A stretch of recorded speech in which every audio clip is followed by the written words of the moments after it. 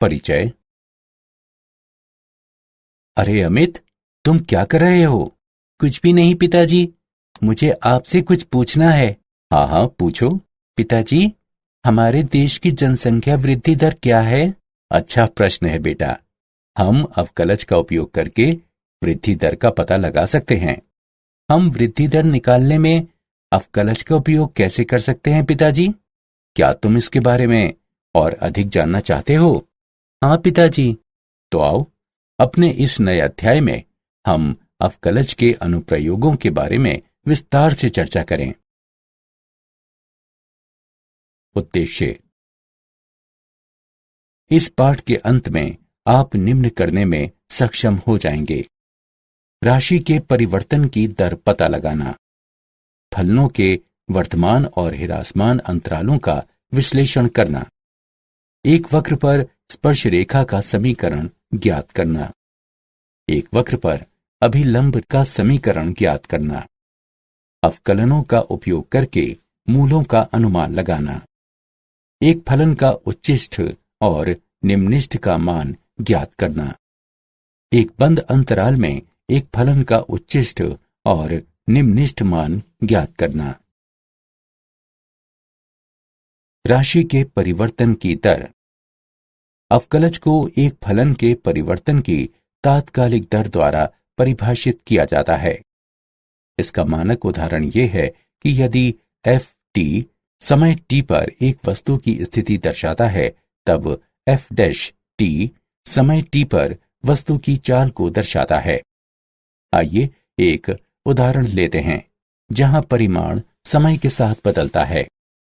यदि F T बराबर जीवाणुओं की संख्या है, तब एफ डैश टी बराबर जनसंख्या वृद्धि दर है। यदि एफ टी बराबर रेडियोधर्मी पदार्थों की मात्रा है, तब एफ डैश टी बराबर क्षय की दर है।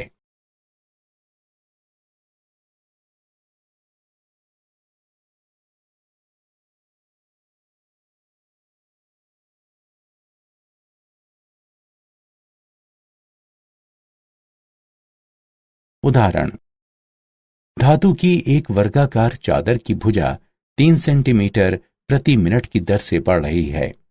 यदि उसकी भुजा 10 सेंटीमीटर लंबी है, तब चादर का क्षेत्रफल किस दर से बढ़ेगा?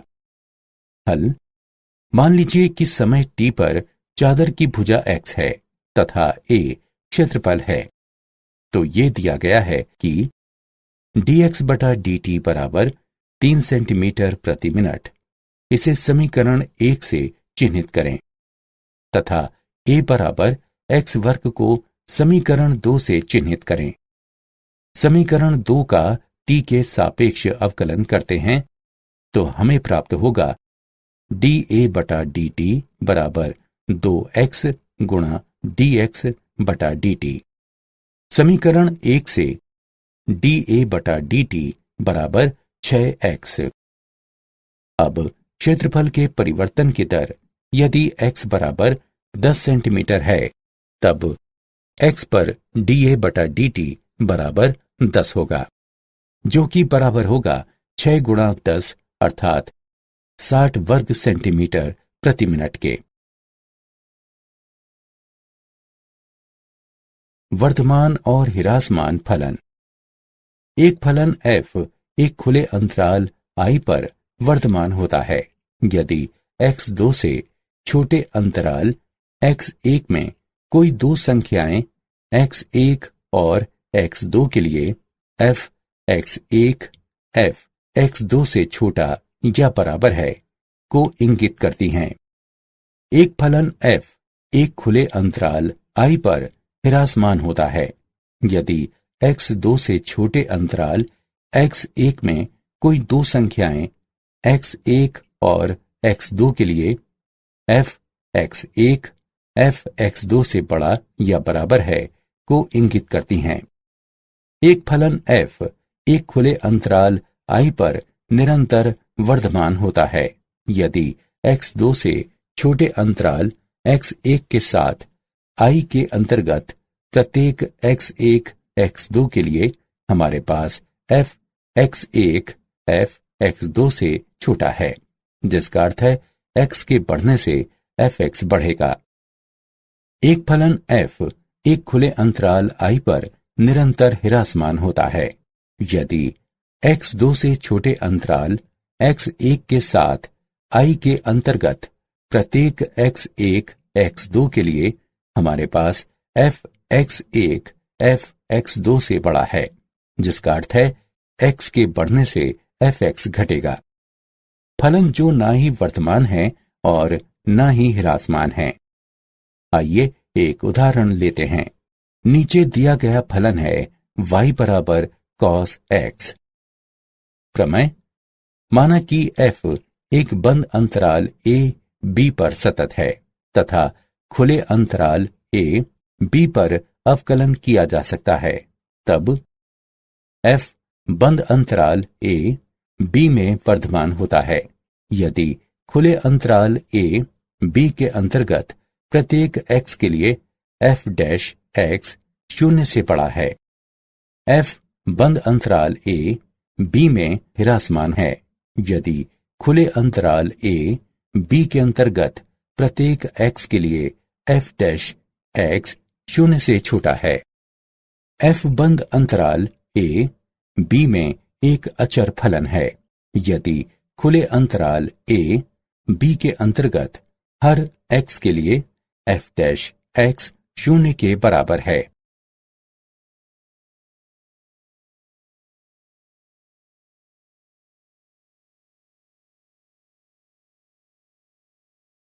उदाहरण: a का मान ज्ञात कीजिए जिसके लिए fx बराबर x वर्ग घटा 2ax जमा 6 निरंतर वर्तमान हो जब x 0 से बड़ा है।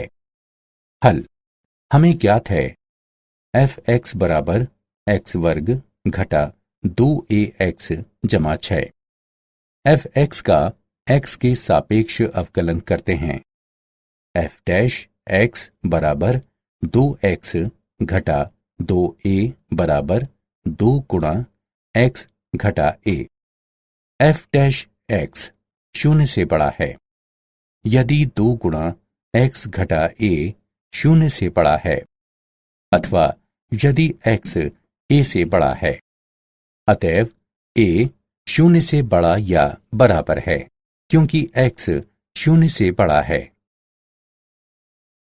स्पर्श रेखा और अभिलंब: माना कि y बराबर fx x के सापेक्ष y का अवकलज अर्थात x1 y1 पर dy बटा dx x1 y1 पर वक्र y बराबर x के f के लिए स्पर्श रेखा की ढलान को प्रदर्शित करता है, तब x1 y1 पर वक्र के लिए स्पर्श रेखा का समीकरण y घटा y1 बराबर x1 y1 पर dy बटा dx x घटा x1 होता है।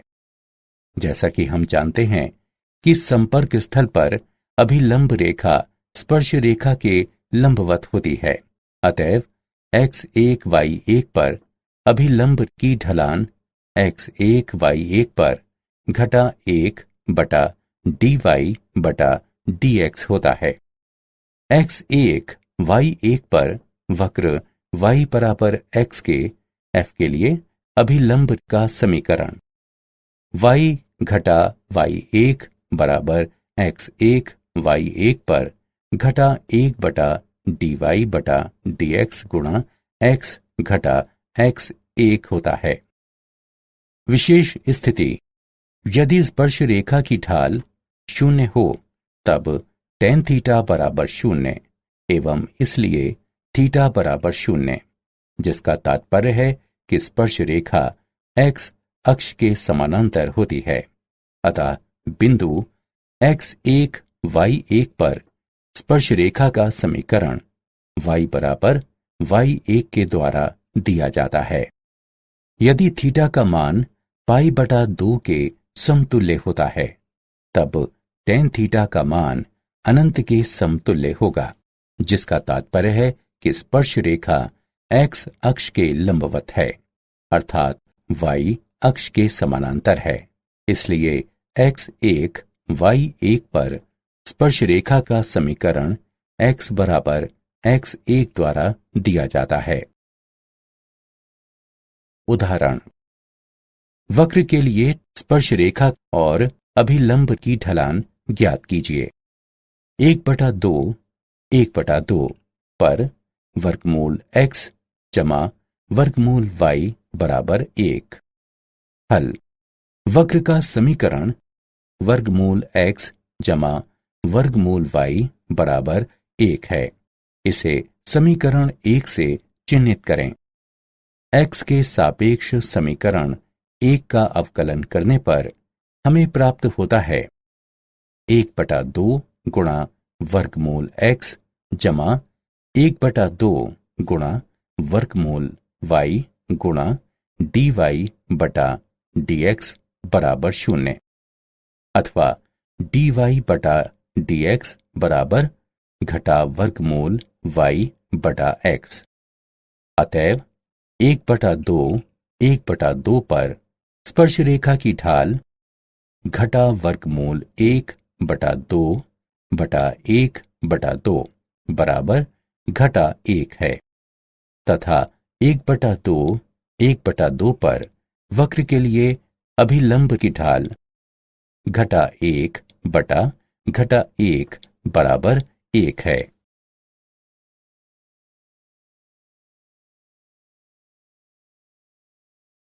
सन्निकटन। x के सापेक्ष fx का अवकलज इस प्रकार परिभाषित किया जाता है। f डैश x लगभग fx जमा डेल्टा x घटा fx बटे डेल्टा x के बराबर है।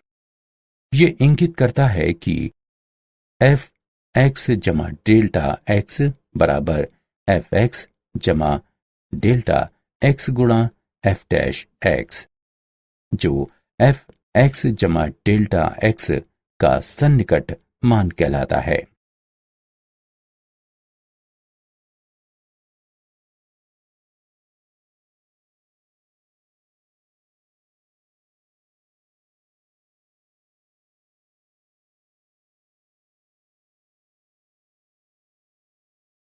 उदाहरण, अवकलन का उपयोग करते हुए 9996 के चतुर्थ मूल का सन्निकट मान ज्ञात कीजिए।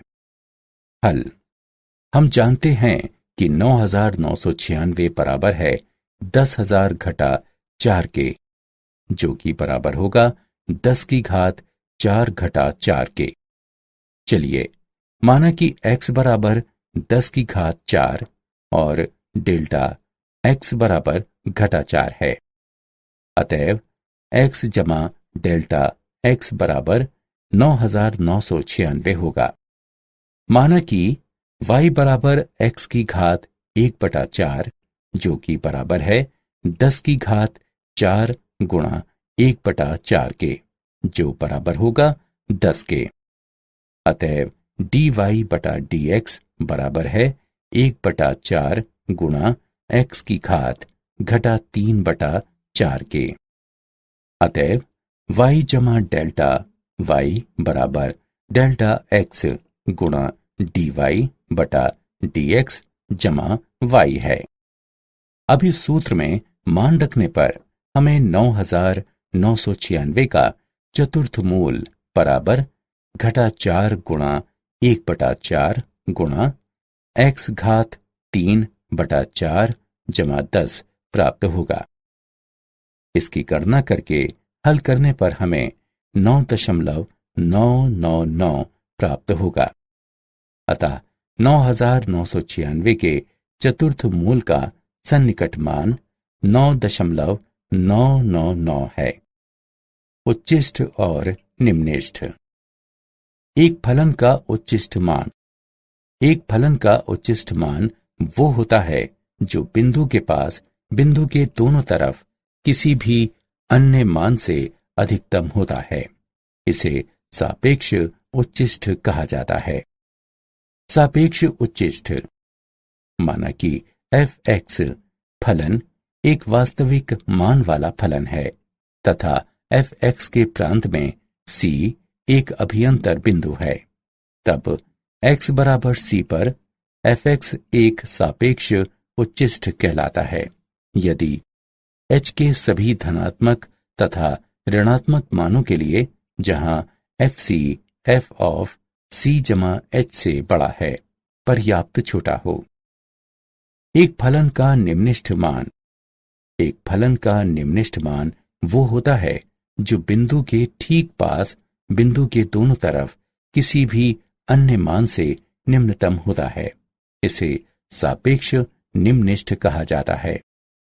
सापेक्ष निम्निष्ठ माना कि f(x) फलन एक वास्तविक मान वाला फलन है तथा f(x) के प्रांत में c एक अभियंतर बिंदु है, तब x बराबर d पर f(x) एक सापेक्ष निम्निष्ठ कहलाता है यदि h के सभी धनात्मक तथा ऋणात्मक मानों के लिए जहां ft f ऑफ d जमा h छोटा है पर्याप्त छोटा हो। प्रथम अवकलज परीक्षण। 1. फलन का प्रथम अवकलज अर्थात f(x) ज्ञात कीजिए। 2. प्रथम अवकलज को शून्य के बराबर मानते हैं अर्थात f(x) बराबर 0 तथा वास्तविक मूलों के लिए परिणामी समीकरण को हल करते हैं अर्थात माना कि x बराबर c d इत्यादि ये उच्चिष्ट और निम्निष्ठ के बिंदु हैं। 3.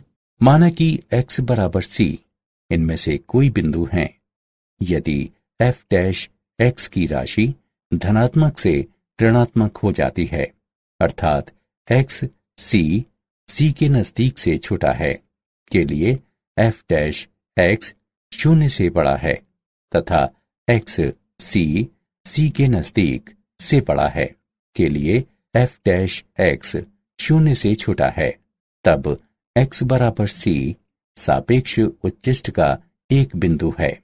यदि f(x) की राशि ऋणात्मक से धनात्मक हो जाती है अर्थात x c के नजदीक से छोटा है के लिए f(x) 0 से छोटा है तथा x c के नजदीक से बड़ा है के लिए f(x) 0 से बड़ा है, तब x बराबर c सापेक्ष निम्निष्ठ का एक बिंदु है। 4. यदि f(x) की राशि नहीं बदलती है तब c न तो सापेक्ष उच्चिष्ट का कोई बिंदु है और न ही सापेक्ष निम्निष्ठ का कोई बिंदु है। इस तरह का बिंदु नति परिवर्तन बिंदु कहलाता है।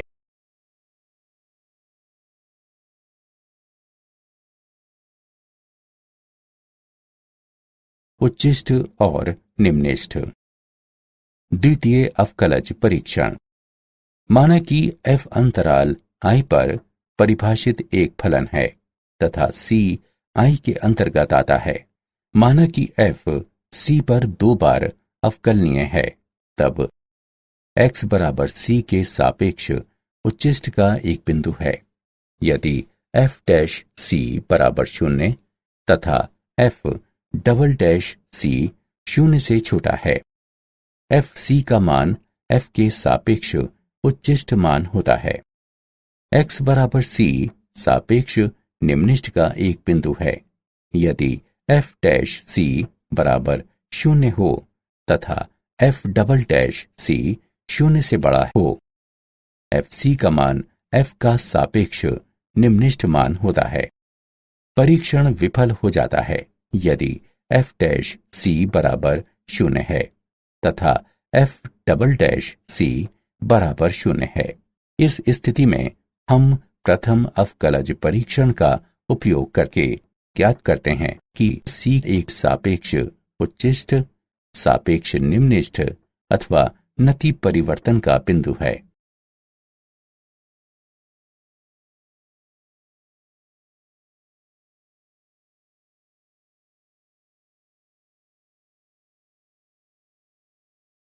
एक बंद अंतराल में फलन का उच्चिष्ट और निम्निष्ठ मान। फलन का उच्चिष्ट मान। यदि एक बंद अंतराल a, b पर फलन f(x) को परिभाषित किया जाता है, तब इस फलन को x बराबर c पर निरपेक्ष या व्यापक उच्चिष्ट वाला एक फलन कहा जाता है तथा c a b के अंतर्गत आता है यदि a b के अंतर्गत सभी x के लिए f(x) fc से छोटा या बराबर हो। फलन का निम्निष्ठ मान। यदि एक बंद अंतराल a, b पर एक फलन f(x) को परिभाषित किया जाता है, तब इस फलन को x बराबर d पर एक निम्निष्ठ वाला फलन कहा जाता है तथा d a b के अंतर्गत आता है यदि a b के अंतर्गत सभी x के लिए f(x) ft से बड़ा या बराबर हो। प्रमेय। माना कि f एक बंद अंतराल i बराबर a b पर एक सतत फलन है, तब f निरपेक्ष उच्चिष्ट मान होता है तथा f i में कम से कम एक बार इसे ग्रहण करता है। इसके अलावा f निरपेक्ष निम्निष्ठ मान होता है तथा f i में कम से कम एक बार इसे ग्रहण करता है। प्रमेय। माना कि f एक बंद अंतराल i पर एक अवकलज फलन है तथा माना कि c i का कोई आंतरिक बिंदु है, तब f' बराबर 0 होता है यदि f c पर अपना निरपेक्ष उच्चिष्ट मान प्राप्त करे। f' बराबर 0 होता है यदि f c पर अपना निरपेक्ष निम्निष्ठ मान प्राप्त करे। कार्य नियम। चरण 1।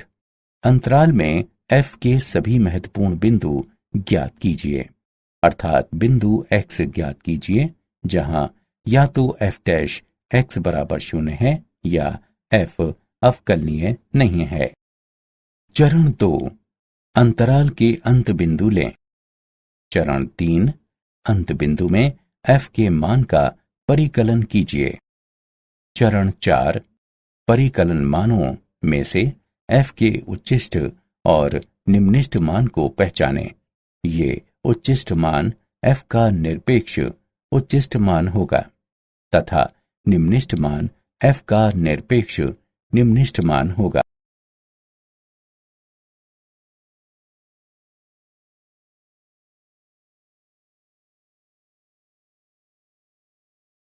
उदाहरण।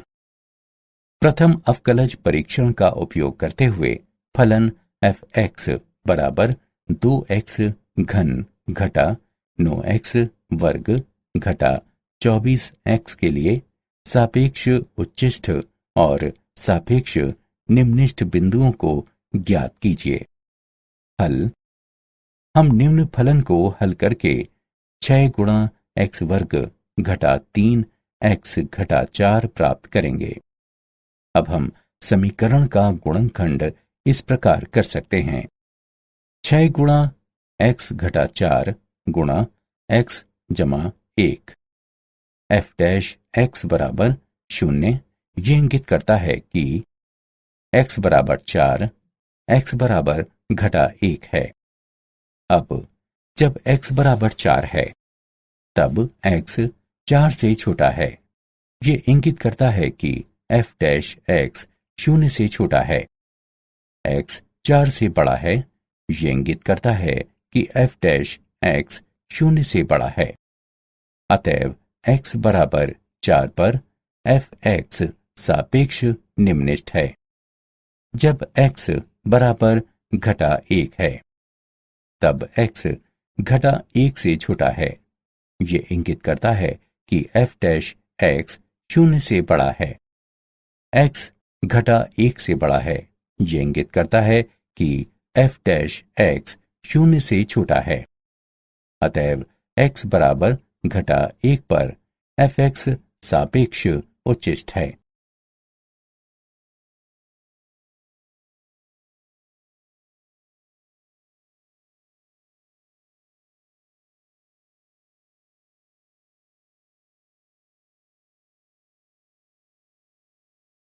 उदाहरण। एक 20 सेंटीमीटर लंबे तार को दो भागों में किस तरह विभाजित किया जाना चाहिए कि यदि एक भाग को वर्ग में तथा दूसरे भाग को वृत्त में इस तरह मोड़ा जाता है कि उन दो समतल आकृतियों के क्षेत्रफल का योगफल निम्नलिखित हो। हल। माना कि एक भाग x है, तब दूसरा भाग 20 घटा x होगा। माना कि x वर्ग का परिमाप है तथा 20 घटा x वृत्त की परिधि है, तब कुल क्षेत्रफल होगा a बराबर x बटा 4 संपूर्ण वर्ग जमा पाई गुणा 20 घटा x बटा 2 पाई संपूर्ण वर्ग है, जो कि बराबर होगा x वर्ग बटा 16 जमा 20 घटा x वर्ग बटा 4 पाई के। अतएव dA बटा dx बराबर x बटा 8 घटा 20 घटा x बटा 2 पाई। चरम मानों के लिए dA बटा dx बराबर 0।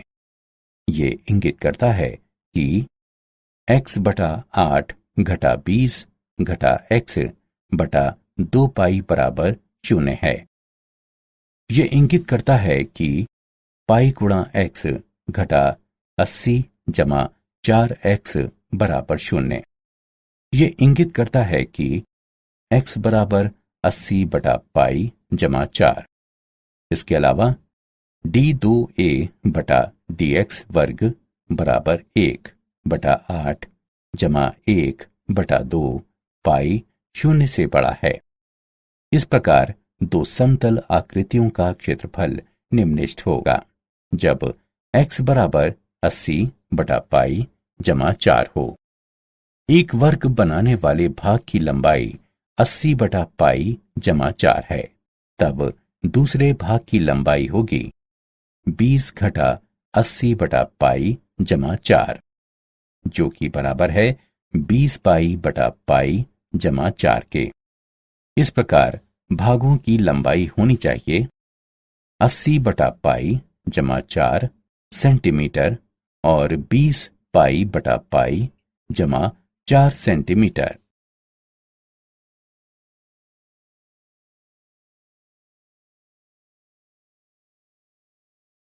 क्या आप जानते हैं, सर आइजैक न्यूटन ने अवकलज के विकास में बहुत बड़ा योगदान दिया है। गोटफ्रीड विल्हेम लेबनिज एक जर्मन दार्शनिक, गणितज्ञ और तर्कशास्त्री थे, जिन्होंने स्वावलंबन से कलन का विकास किया।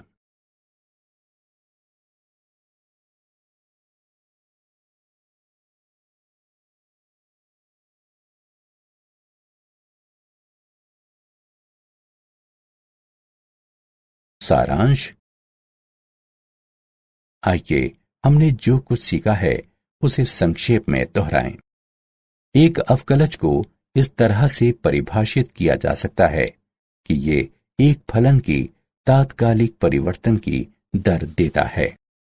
फलन f एक खुले अंतराल i पर वर्तमान होता है यदि x2 से छोटे अंतराल x1 में कोई दो संख्याएं x1 और x2 के लिए fx1 fx2 से छोटा या बराबर है को इंगित करती हैं। फलन f एक खुले अंतराल i पर हिरासमान होता है यदि x2 से छोटे अंतराल x1 में कोई दो संख्याएं x1 और x2 के लिए fx1 fx2 से बड़ा या बराबर है को इंगित करती हैं। खुले अंतराल i पर एक फलन f निरंतर वर्धमान होता है यदि x2 से छोटे अंतराल x1 के साथ i के अंतर्गत प्रत्येक x1 x2 के लिए हमारे पास fx1 fx2 से छोटा हो। इसका तात्पर्य यह है कि यदि x बढ़ता है तब fx बढ़ेगा। खुले अंतराल i पर एक फलन f निरंतर हिरासमान होता है यदि x2 से छोटे अंतराल x1 के साथ I के अंतर्गत प्रत्येक x1 x2 के लिए हमारे पास fx1 fx2 से बड़ा हो। इसका तात्पर्य यह है कि यदि x बढ़ता है तब fx घटेगा। बिंदु x1 y1 पर वक्र y बराबर fx के लिए स्पर्श रेखा का समीकरण है। y घटा y1 बराबर बिंदु x1 y1 पर dy बटा dx गुणा x घटा x1।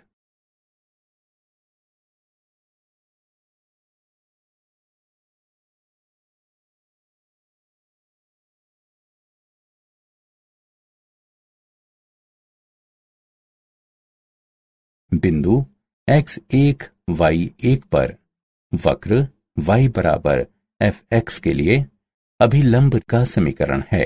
y घटा y1 बराबर बिंदु x1 y1 पर घटा 1 बटा dy बटा dx गुणा x घटा x1। fx जमा डेल्टा x का निरपेक्ष मान है fx जमा डेल्टा x गुणा f डैश x।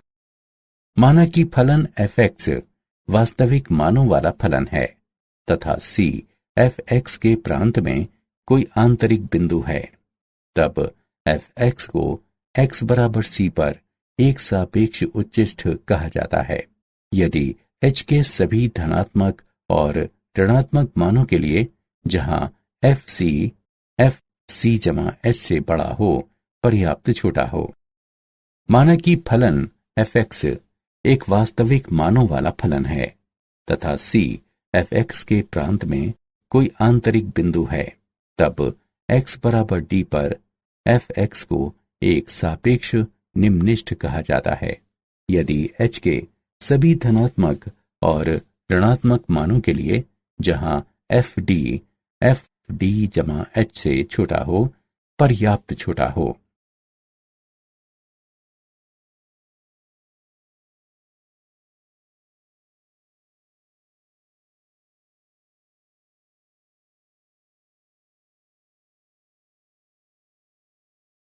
यदि fx एक बंद अंतराल a b पर परिभाषित कोई फलन है, तब x बराबर c पर इस फलन को निरपेक्ष उच्चिष्ठ कहा जाता है तथा c a b के अंतर्गत आता है।